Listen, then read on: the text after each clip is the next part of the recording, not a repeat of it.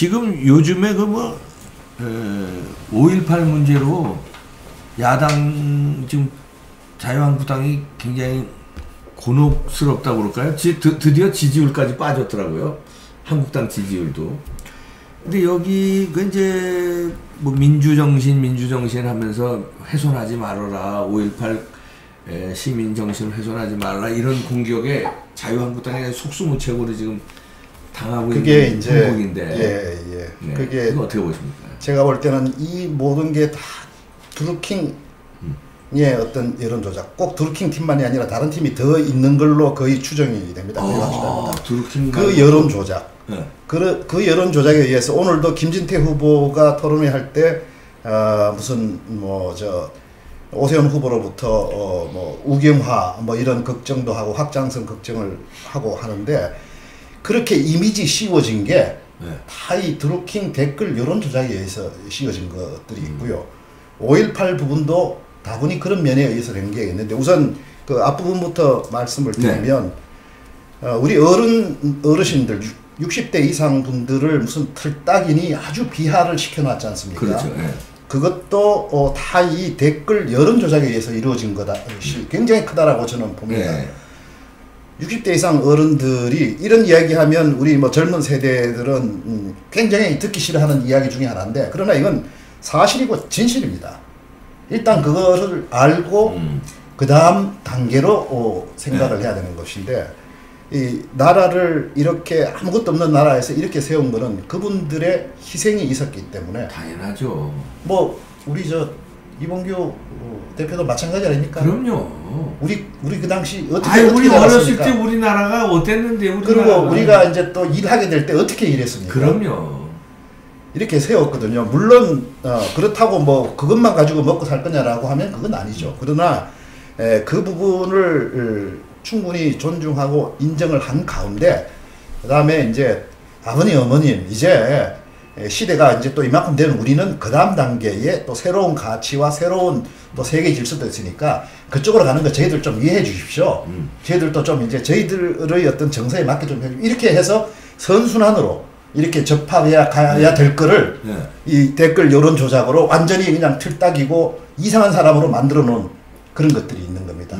마찬가지로 5.18 부분도 5.18의 정신, 5.18의 그 어쨌든 우리나라가 권위주의 체제로 온 거는 뭐 사실은 사실이지만 그게 아주 없는 나라에서 빠른 시일 내에 개발하기 위해서는 그런 국가가 주도하는 권위주의가 필요했고, 그것이 가장 효율성이 있었던 건 맞습니다. 그렇죠. 그러나 어느 정도 갔으니까 이제 민주화하자라는 그 정신이 당연히 태동하는 게 맞고, 광주에서 그런 것들이 일어나는 것도 당연히 좋고 충분히 존중돼야 되고 평가돼야 됩니다.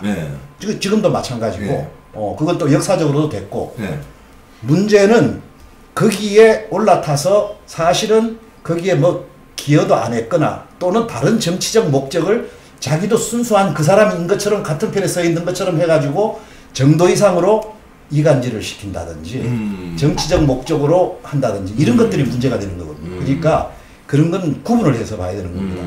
5.18 민주화 정신은 충분히 존중이 돼야 되고 존경이 돼야 됩니다. 그거는 딱 돼야 됩니다.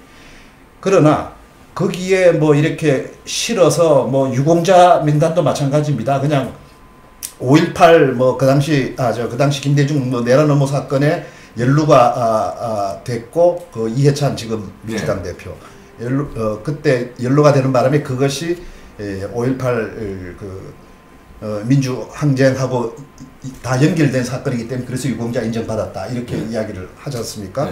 뭐 그럴 수도 있죠. 그러나 그렇게 따지면 과거에 우리가 뭐 4.19 혁명도 있고 뭐 6.29 무슨 항쟁도 있고 여러 가지 많지 않습니까?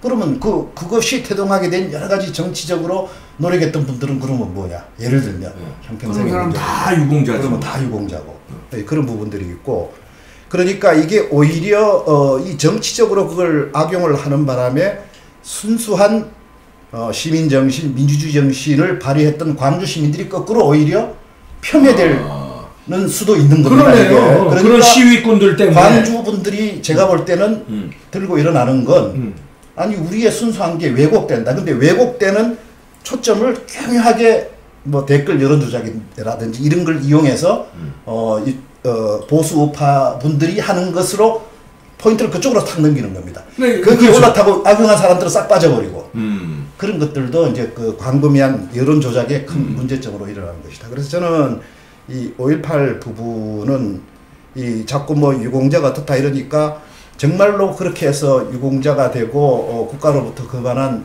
보상이나 배상 받는 분들 입장에서는 아니 이게 지금 이게 그러면 내가 지금 엉터리를 만져 이런 식으로 자칫하면 될 거거든요. 그렇죠. 그런 거는 구분을 시켜야 되고 구분하기 위해서라도 명단을 까서 잘못된 유공자가 된 사람들은 이참에 걸러내야 돼요. 그러니까 이제 진짜 유공자를 위해서라도. 김진태 후보도 마찬가지고 이 자유한국당이나 보수파에서 했던 분들도 기존은 그겁니다.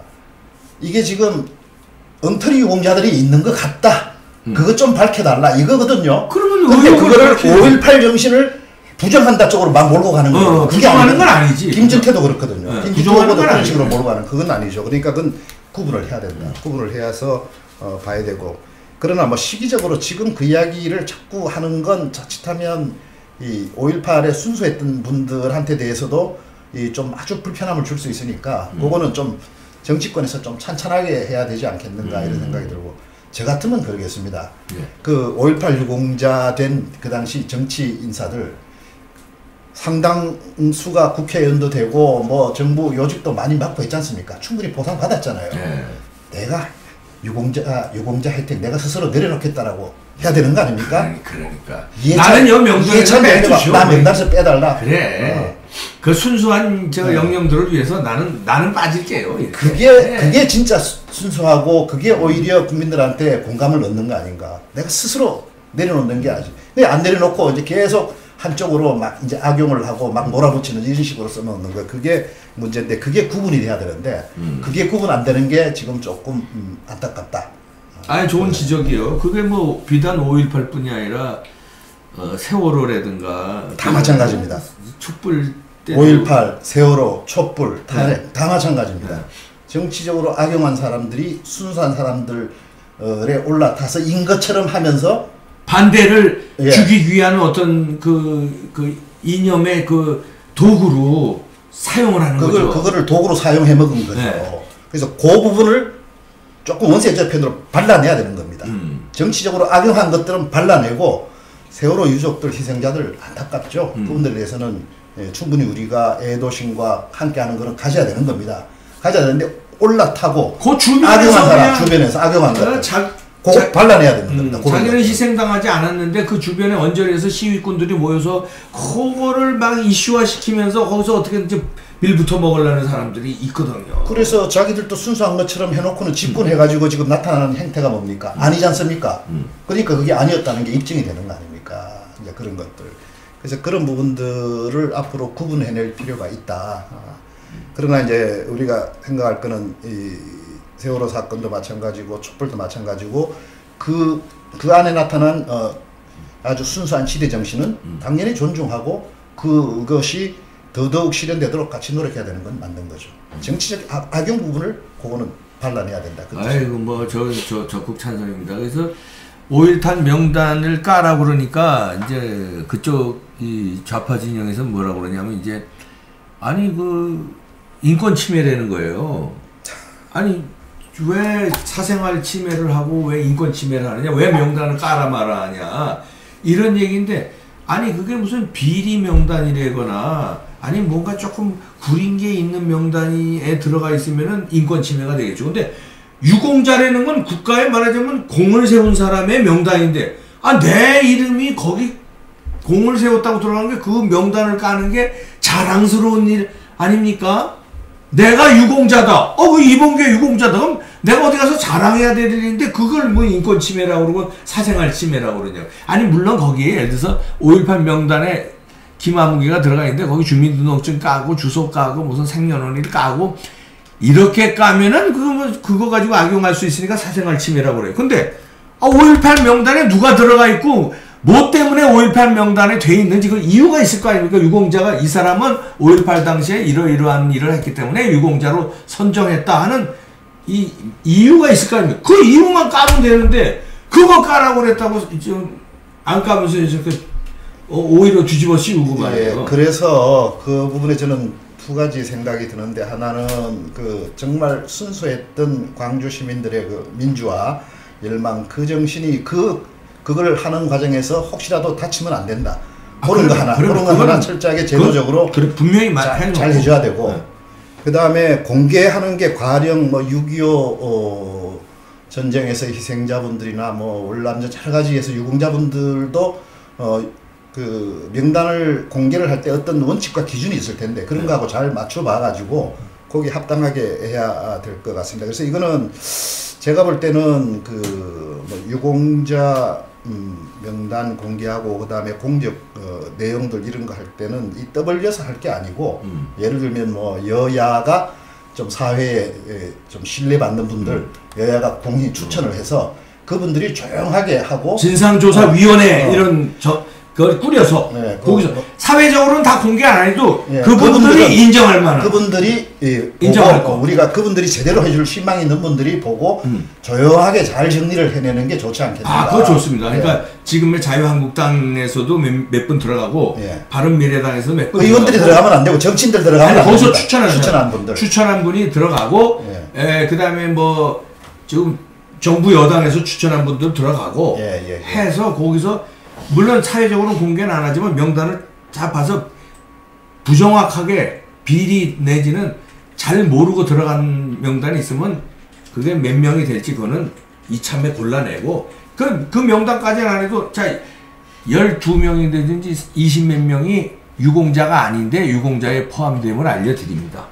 이름까지는 공개 안 해도 그게 그 당시 이게 의혹이 있으니까 잘못됐다. 그렇죠. 예, 그게 100명이 잘못됐는데 1000명이 수천 명이 잘못됐다는 거예요. 그 좋은 말씀인데 명단 공개는 하지 말고 하고, 조금 저 미흡한 부분들이 있어서 약간 이런 건 됐다라고 하고 그게 너무 공개리하고 공개가 많이 되고 하면 아까 말씀대로 광주 시민들 순수했던 그분들의 어떤 명예나 자존심에 영향을 줄 수 있기 때문에 그 부분도 아주 조심하면서 모든 사람들이 아주 다들 지킬 수 있는 가운데서 신망 있는 분들이 조용하게 잘 처리를 했으면 좋겠다. 조금 앞으로 다음 어떤 상황이 될 때.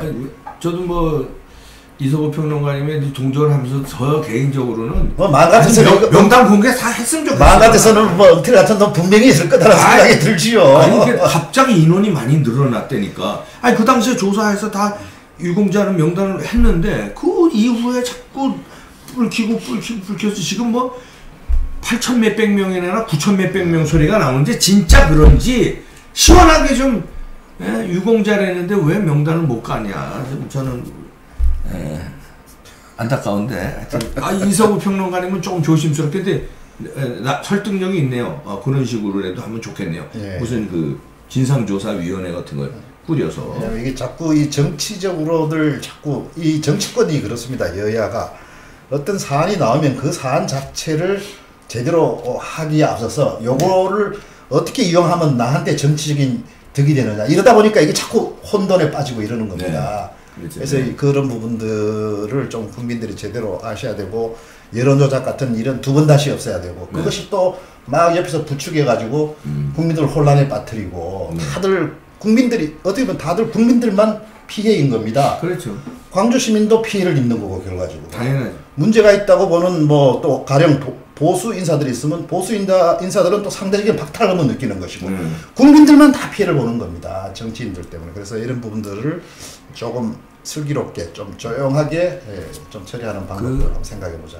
제가 이제 미국에서 이제 워싱턴에서 이제 그 기자 생활하면서 그 취재를 많이 했는데요. 미국이 선진국이라는 게 이런 국민적 의혹이 나오고 이러잖아요. 그러면 5.18 명단을 가지고 청문회를요 맨날 며칠을 해요. 우리처럼 뭐 무슨 뭐 날짜 잡아서 의원들 발언 뭐 3분 뭐 5분 정해서 하는 게 아니라 진짜 하루 종일하고 그것도 며칠간을 해서 그저 묻고 또 조사하고 다시 자료 달라고 그러고 아주 끝장을 봐요. 몇 달에 갈 수도 있죠. 몇 달이 또 가기도 해. 그래서 이 5.18 명단에서는 이제 답을 딱 내놓습니다. 그런데 우리는 그냥 이렇게 하는 거예요. 우리는 그렇게 하면 아까 말씀대로 이 자꾸 정치적으로 그거를 악용하고 뭐 그냥 여론 조작에서 사용하고 이러니까 참 우리나라가 그게 한계가.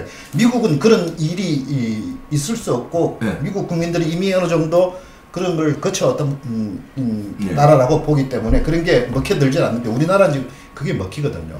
그래서 그렇게 하면 좋긴 제일 좋겠는데. 네. 글쎄 이제 뭐 우리나라도 이제 이번에 이런 어떤 여론 조작 사건 이런 것들 겪으면서 이제 국민들도 이제는 좀 어느 정도 뭐 기사라든지 뭐 소문에 뭐 그렇게 안 흔들리게 되지 않겠나 뭐 이런 기대를 한번 해봅니다. 네. 마지막으로 그러면 요거를 투표를 하면서 마치도록 하겠습니다. 여러분들이 5.18 명단을 까야 된다. 그러니까 1번, 2번은 이서구 평론가 말대로 명단은 그 위원회, 어떤 진상조사위원회를 까서 국민들한테 공개를 안 하지만 야당 추천, 여당 추천 위원회를 꾸려서 거기서 정밀 조사를 해서 부정확하게 들어간 사람들이 있으면 그 사람들은 그 인원수만 공개하고 부정확한 사람 걷어내고, 그러나 국민들한테 일일이 명단까지는 공개 안 해도 된다. 2번. 자, 1번은 명단 무조건 까라! 2번은 진상조사위원회에서 조사를 해서 드러내자. 2번. 예, 평가해 주시죠. 예, 그리고 1번이 뭐 압도적으로 2번이 간혹가다 한 명 나오고 자 1번이 뭐 압도적으로 나옵니다. 1번이 주로 2번 가끔 나오고 2번 가끔 나오고 명단 까라가 뭐 저도 뭐 마음 같아서는 바로 깠으면 뭐 좋겠습니다. 1번이 뭐 아이고 뭐 압도적으로 90 한 7, 8% 되는 것 같습니다. 아니요. 2번은 가문에 콩 나듯이 나오고 무조건 명단 까라. 까라가 먼저 나옵니다. 당연히 까라 무슨 말이냐? 뭐 이렇게 유공자라면서 왜 명단 못 가냐? 예. 죄인도 아니고 유공자라는데 왜 명단 못 가냐? 예. 정치인 까라도 났다. 정치인 까라. 정치인 까라. 그 안에 들어간 정치인들. 다 까라. 그러니까 유공자 명단에 들어간 정치인들. 야, 그것도 괜찮겠다. 다른 사람들은 까지 말고. 정치인만 다 까라. 그냥 유공자 명단에 들어간 정치인들만 다 까라. 야, 그거는 언론에서 어떻게 취재해갖고 깠으면 좋겠네. 그러니까. 야, 아유, 정치인만 다 까라. 예. 아유, 고맙습니다. 아이고, 1번으로 올라오셨네요. 아유, 오늘 금요일입니다, 여러분. 내일, 오시는 분들, 아직 신청 안 하신 분들 아직 몇 자리 남았다고 그러는데요. 10만 기념, 토크 콘서트 여러분하고 저하고 일문일답하는 시간 갖겠습니다. 제가 일방적으로 강의하는 게 아니라 여러분들이 하실 말씀 하시고 제가 질문이 있으면 질문 받아서 할 말 하고 그러는 시간을 팬미팅 비슷하게 막걸리 준비했습니다. 막걸리 파티. 내일 3시 반에 이메일로 신청하시는 분은 개별적으로 장소를 알려드리겠습니다. 내일 뵐 사람들 내일 뵙고요. 아니면 내일 태극기 집회 많이 나가셔서 또 응원하시고요. 금요일 저녁입니다. 주말 따뜻하게 잘 보내시고요. 오늘 금요일 저녁이니까 친구분들하고 가족분들하고 즐거운 식사 하시기 바랍니다. 구독 눌러주세요. 고맙습니다. 좋아요 눌러주시고요. 고맙습니다. 즐거운 주말 보내세요.